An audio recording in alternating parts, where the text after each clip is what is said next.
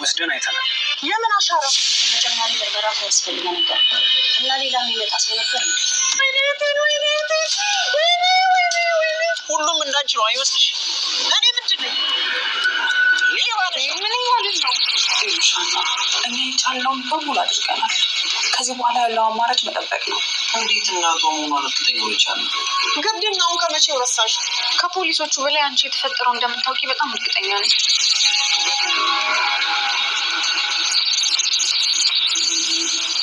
እንደዚህ ያደረገች አትመስል። እርግብን ለመክሰስ የሚያስችሉ ብዙ መረጃዎችን አግኝተናል። እኔ ለእናትሽ ያደረገች ምንም ነገር የለም። እንደዛ መትችሽ እንዴት የተረፍሽው? ለአሁን ወደ እናቴ ፖሊሶች እኮ እኔ ያስላል ፖሊሶች ማለቴ መታትቀይርም ወይ ብዬ ነው። በፍጹም እኔ እናቴ ሳትወጣ ከዚህ አልወጣም። የፈሰሰው ደም ቀላል የሚባል አይደለም።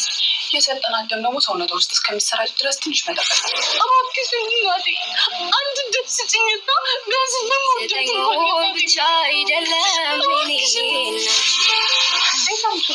ለምን በተገኘችበት ቦታ ተይዛ ለፍርድ ትቀርባለች።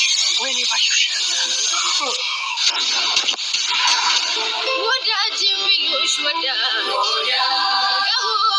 በላይ ነሽ እህት ብሎሽ ወንድ ሁሉን ታስንቂያለሽ። ሰላም እንዴት ናችሁ? ውድና የተከበራችሁ አድማጭ ተመልካች ቤተሰብ እንደምን አላችሁ? ባላችሁበት ሰላማችሁ ብዝት ይበል።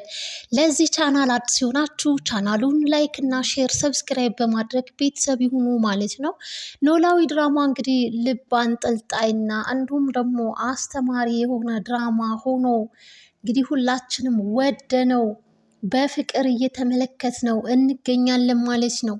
እንግዲህ ክፍል 90 ተለቀቀ። በኖላዊ ድራማ ላይ እንግዲህ በወይዘሮ ሜላት ላይ እንግዲህ በደረሰባት በቅርብ ወዳጇ በአብሮ አደግ ጓደኛዋ እንግዲህ ወይዘሮ ሜላት አሁን ላይ በአሁኑ ሰዓት በሞትና በሕይወት መካከል ውስጥ ትገኛለች ማለት ነው። በጣም በሚያሳዝን ሁኔታ እንግዲህ ያው በጣም ደምም ስለፈሰሳት ለረጅም ሰዓትም እንግዲህ ወርቃ ስለነበረና ያ ደግሞ እንግዲህ በውስጧ ያለው ደም እንግዲህ ወጥቷልና ወደ ውጭ አሁን ላይ እንግዲህ ደም ያስፈልጋታል ተብሎ በጣም ደስ በሚል ሁኔታ ደግሞ ያው ደም እንግዲህ ብዙ ውጣ ውረድ ሳይሄዱ በጊዜውና በሰዓቱ ተደናግጠው ነበረ። የደም ልገሳ ደም የለም ነበር በሐኪም ቤቱም ውስጥ ማለት ነው። የባንክ ደም ውስጥም እንግዲህ እዛም ሲጠየቅ እንደሌላቸው ሲነገር ቤተሰብ ግራ ተጋብቶም ነበረ። ምናሴና የእናቱ ደም አንድ ነበር፣ አንድ አይነት ነገር ግን ምናሴ ከጤናው አንጻር እንግዲህ ለእናቱ ደም መለገስ አይችልምና ምናሴ እንግዲህ እኔ ሙችላት እናቴ ትቁምልኝ ሲልም እንግዲህ ውሳኔ ወስኗል ማለት ነው። ነገር ግን በዛ መሀል ውስጥ ሀና የጤናውን ሁኔታ የምትከታተለው እሷ ስለነበረች በፍጹም የማይታሰብ ነገር ነው በማለትም እንግዲህ በጣም ከሚወዳትና ከሚያፈቅራት ከአሲር እንግዲህ ደም ይገኛል ማለት ነው። ነገር ግን አሲር በፊት እንግዲህ ባዘቦት ቀን ወይዘሮ ሜላት የጭካኔን ጥግ ሀና ላይ ስላሳየቻት እንዲሁም ደግሞ ሀና እንግዲህ የወይዘሮ ሜላት እግር ስር ወርቃ እትዬ አባቴን አድኑልኝ ስትል ነበርና ያኔ እንግዲህ እግሯ ስር ወርቃም አባቴን አድኑልኝ ስትል የጭካኔን ጥግ አሳይታት ነበርና ሀና ያው ቅንና መልካም ሰው ስለሆነች ሁሉን ነገር እርግፍ አርጋ ትተዋለች።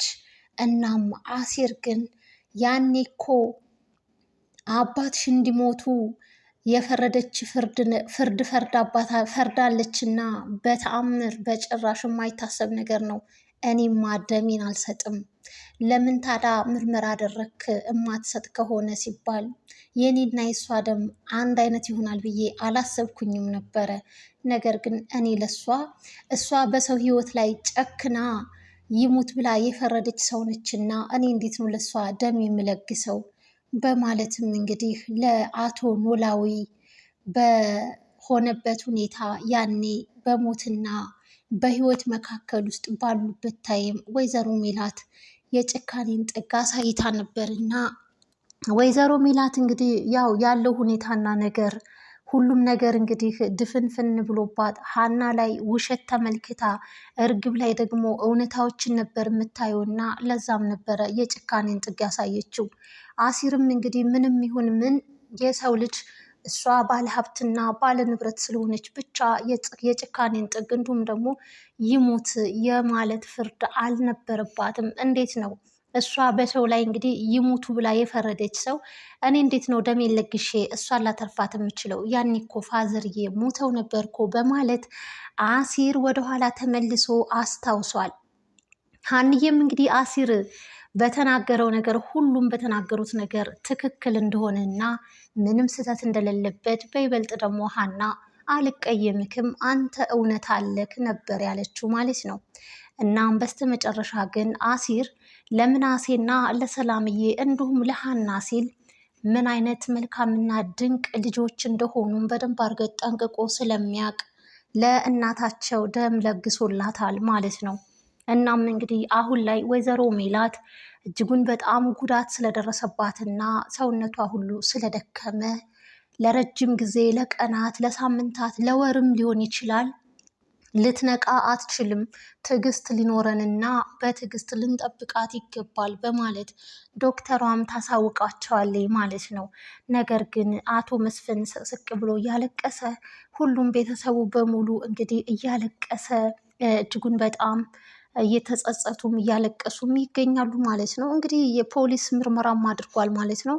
የተፈጠረውን ነገር እንግዲህ ይህ መረጃ ይጠቅመናል የሚሉትን ነገር ሁሉ በካሜራ አንስተው እንግዲህ አሻራ ምናምን የሚባለውን ነገር ቤት ውስጥና እሷ የወደቀችበትን አካባቢ የሚገኙትን ፎቶም ሆነ የጠርሙስ ስብርባሪም ልቅምቅም አድርገው እንግዲህ ይዘው ሂደዋል ማለት ነው።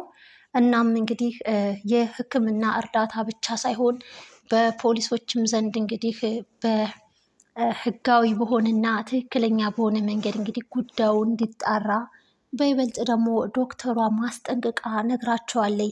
ይህ ዝም ብሎ አደጋ ሳይሆን ሰው ነው አደጋ ያደረሰባት። ምክንያቱም በጣም ከባድ ምት ነው የተመታችው በማለትም ዶክተሯም እንግዲህ ቃል በቃል አሳውቃለች ማለት ነው ለፖሊሶች። ውድና የተከበራችሁ አድማጭ ተመልካች ቤተሰብ እንግዲህ ኖላዊ ድራማ አሁንም እንግዲህ ወይዘሮ ሜላት እንግዲህ የጤንነቷ ሁኔታ አልታወቀም፣ ገና ነው። መቼ ነው የምትነቃው የሚባለው ነገር ልጆቿ እንግዲህ በስቀቀን እየጠበቋትም ይገኛሉ። ሀናም እንግዲህ እናቴ ብላ ስቅስቅ ብላ እያለቀሰች እናም እንግዲህ የአባቴ መድኃኔዓለምማ አያሳፍረኝም፣ የአባቴ መድኃኔዓለም የት ሂዶ ነው እኔ እናቴን እንግዲህ ለ16 ዓመት ያክል ስናፍቃት የኖርኩትን ልጇንማ ተነስታ ሳታቅፈኝማ የትም ጥላኝ አትሄድም እያለች እንግዲህ አባቷን በተስፋ እየሞላት ይገኛል ማለት ነው። በእርግጥ ቤተሰቡ እጅጉን በጣም ተረብሾ ይገኛል። ብቻ እንግዲህ ወይዘሮ ሜላት የማይገባትን ነገር እንግዲህ የቅርብ ወዳጄ ሚስጥረኛዬ አብሮ አደጌ በምትለው እንግዲህ በወይዘሮ ባዩሽ ምክንያት እንግዲህ ህይወቷንም እንግዲህ አሁን ላይ በሞትና በህይወት መካከል ሆና ትገኛለች ማለት ነው። ይህ እንግዲህ በዙሪያችንና በአካባቢያችን ለሚኖሩት ሰዎች እንግዲህ ትልቅ የሆነ ማስተማሪያም ነው። ድራማዎች ሁሉ እጅጉን በጣም አስተማሪና ወሳኝም ስለሆኑ ነው ወደኛ የሚቀርቡት ማለት ነው። እኛም እንግዲህ እየተማርንበት ሀሳብ አስተያየታችንንም እየሰጠን እንገኛለን። ውድና የተከበራችሁ ቤተሰብ እንግዲህ ይህንን ቻናል ላይክ፣ ሼር፣ ሰብስክራይብ በማድረግ ቤተሰብ ይሁኑ ማለት ነው።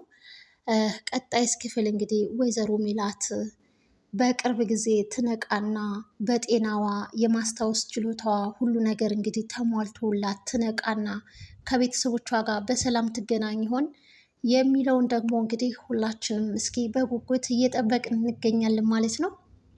ቀጣይ ክፍል እስኪለቀቅልን እየጠበቅን እንገኛለን። በጣም እንግዲህ ከባድ ነው። ብቻ ቀጣዩን ፓርት እንግዲህ ለማግኘት ሁላችሁም ላይክ፣ ሼር፣ ሰብስክራይብ በማድረግ እንግዲህ ቀጣዩን ደግሞ ይዤላችሁ ቀርባለሁ። ባይ ባይ ውድ ቤተሰብ፣ ላይክ፣ ሼር፣ ሰብስክራይብ አድርጉ።